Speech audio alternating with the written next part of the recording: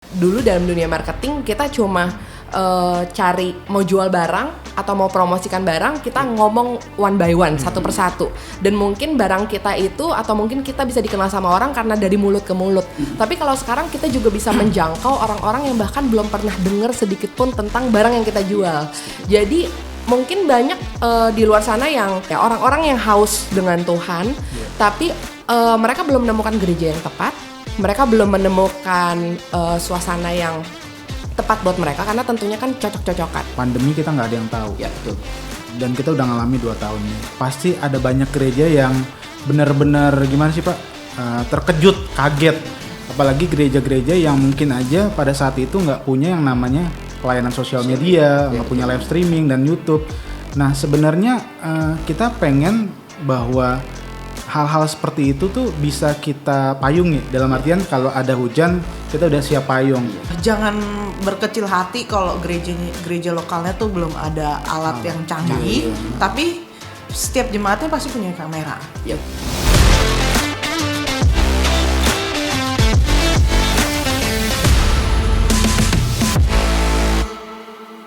Shalom, kita bertemu kembali dengan saya Hans yang mewakili dari tim IMM. Pada pagi hari ini kita ditemani oleh orang-orang luar biasa ya dari tim BICC ya.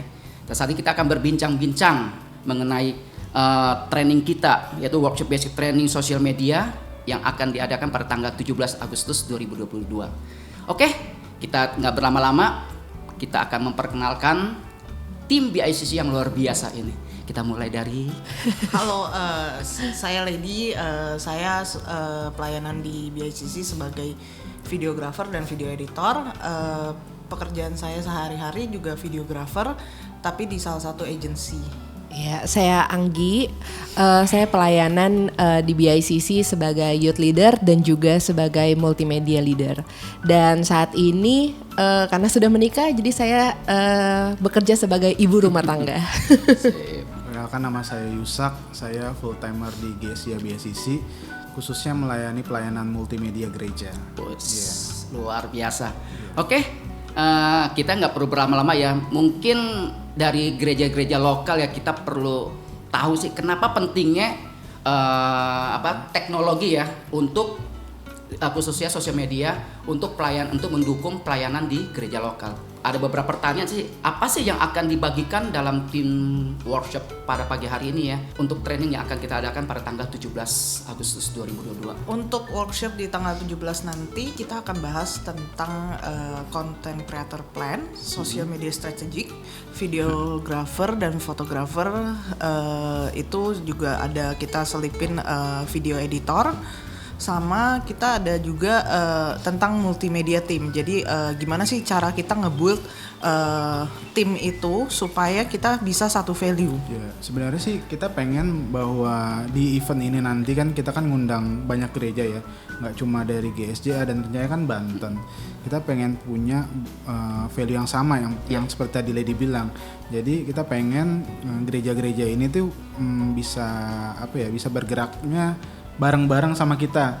Jadi nggak ada yang gerejanya tuh jago sendiri, bisa hebat sendiri, tapi kita pengen semua GSJA yang nanti kita undang nanti bisa belajar bareng dan mendapatkan ilmu yang sama, nanti kedepannya bisa dipraktekkan di gereja masing-masing, Pak. Mungkin perlu dijelaskan kembali ya, ada beberapa mungkin pertanyaan ya untuk gereja lokal yang akan ikut di training ini ya. Kenapa sih sosial media itu penting ya buat gereja lokal, buat gereja secara intern gitu ya. Itu apa sih sebenarnya keunggulannya gitu loh, bukan dengan apakah dengan cara kehadiran kita secara basically gitu ya, tapi secara teknologi itu gimana gitu.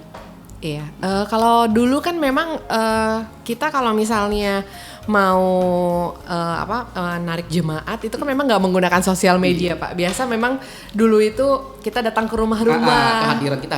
Iya betul, telepon atau ini. Tapi memang semakin berkembangnya zaman, pasti gereja juga harus mengikuti apa yang sedang terjadi saat-saat ini.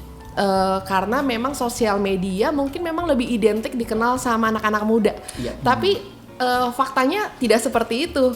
Orang tua sekarang pun juga sangat sering menggunakan sosial media. WhatsApp juga sekarang ada statusnya gitu, dan orang tua aktif banget di sana, Facebook juga sangat aktif gitu. Jadi kita harus bisa memanfaatkan apa yang memang sudah Tuhan kasih buat kita ya, untuk kita sebar Injil kepada jemaat gitu. Jadi bukan hanya mungkin kalau misalnya dulu dalam dunia marketing kita cuma cari mau jual barang atau mau promosikan barang, kita ngomong one by one, satu persatu, dan mungkin barang kita itu atau mungkin kita bisa dikenal sama orang karena dari mulut ke mulut. Tapi kalau sekarang kita juga bisa menjangkau orang-orang yang bahkan belum pernah dengar sedikit pun tentang barang yang kita jual.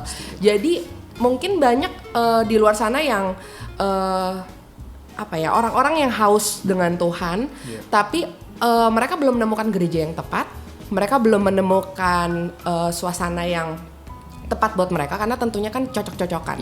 Dan mungkin ketika mereka melihat sosial media kita secara tidak sengaja, mereka melihat bahwa wah sepertinya ini cocok nih sama kita. Padahal dia belum pernah dengar dari siapapun, mungkin rumahnya juga jauh dari gereja kita gitu, mungkin nggak ada keluarganya satupun yang memang pernah berjemaat di sana, jadi dia nggak pernah dengar. Tapi karena lihat dari sosial media, oh iya ada gereja yang seperti ini, ada pembelajaran yang seperti ini, ada orang-orang yang seperti ini, yuk datang gitu. Jadi kita harus memperluas itu gitu. Oke. Ini ada pertanyaan nih buat Bro Yusak ya. Kira-kira sih apa yang terjadi jika gereja yang tidak memiliki sosial media? Yang terjadi ya, sebenarnya sih saya belajar dari pengalaman yang saya alami ya di GSJ BSCC. Kan pandemi kita nggak ada yang tahu. Ya betul. Dan kita udah ngalami 2 tahun nih. Pasti ada banyak gereja yang benar-benar gimana sih Pak? Terkejut, kaget. Apalagi gereja-gereja yang mungkin aja pada saat itu nggak punya yang namanya pelayanan sosial media, nggak punya live streaming dan YouTube. Nah sebenarnya kita pengen bahwa hal-hal seperti itu tuh bisa kita payungi. Dalam artian kalau ada hujan kita udah siap payung. Apa yang terjadi atau nggak terjadi sebenarnya sih ada segi positif dan negatifnya. Nah negatifnya kalau kita nggak punya persiapan itu Pak, takutnya nanti kita pengen melayani orang di hari Minggu, tapi kita nggak punya wadahnya itu sendiri.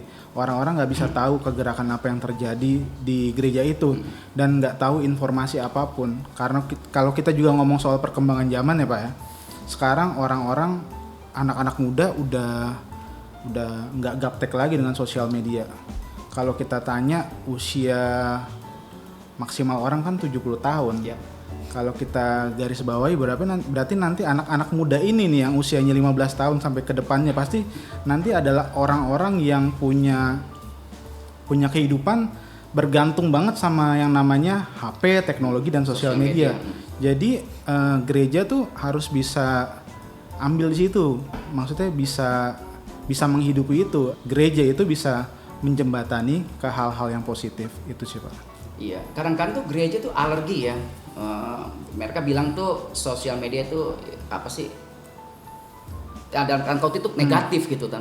Tadi ada dalam kondisi ini saya alami ya dalam 2 tahun ini ya dalam pandemi gini, kita mengalami bagaimana banyak gereja-gereja yang tidak mempunyai sosial media itu anjlok, ya kan? Karena apa? Mereka ada yang gereja yang tidak mempunyai sosial media, mereka tuh mengikuti YouTube gereja-gereja lain gitu loh. Jadi dalam hal inilah mungkin rencana Tuhan buat kita bagaimana ada hal yang memang harus kita lakukan ya untuk menghadapi pandemi seperti ini ya. Mungkin Tuhan izinkan ya. Saatnya kita memang harus masuk ke dunia teknologi. Ya kan? Nah, itu memang yang kita alami selama ini 2 tahun ya. Pandemi banyak kan. Kita cari YouTube siapa, pengkhotbah ini siapa. Tapi satu posisi kita melupakan jemaat yang memang harus kita layani. Terus kalau kita nggak punya atau alat tool untuk memulai itu bagaimana? Kadang-kadang kan harus orang berpikirkan kalau kita teknologi yang wah mesti punya ini punya itu yang mewah kan. Tetapi bagaimana kita bisa memperlengkapi gereja-gereja lokal itu dengan menggunakan HP? Mungkin kalau tools yang kita punya, tools yang kalau profesional atau yang harganya mahal atau yang canggih itu mungkin sebenarnya setiap gereja lokal itu nggak harus punya, tapi mereka itu pasti setiap orang punya handphone.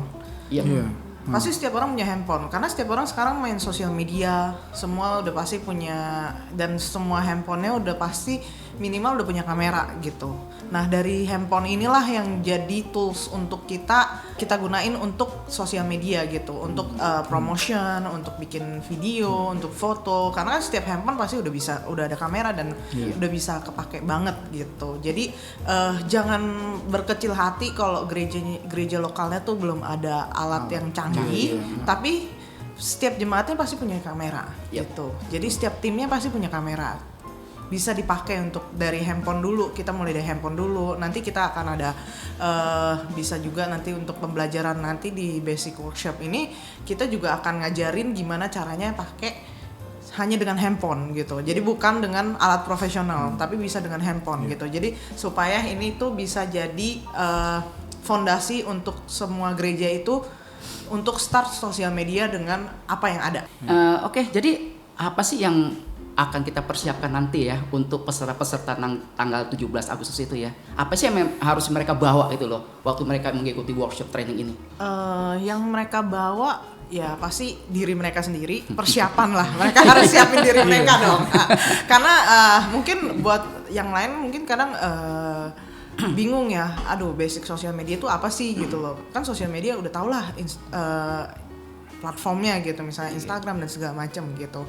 Mereka cuman paling taunya itu gitu loh. Tapi gimana caranya mereka itu harus tahu gimana caranya kita menguasai sosial medianya itu gitu loh. Jadi mereka harus mempersiapkan diri mereka dan mereka harus ya lebih cari tahu juga wawasan yang lain supaya nanti ketika datang mereka tuh sudah lebih paham gitu.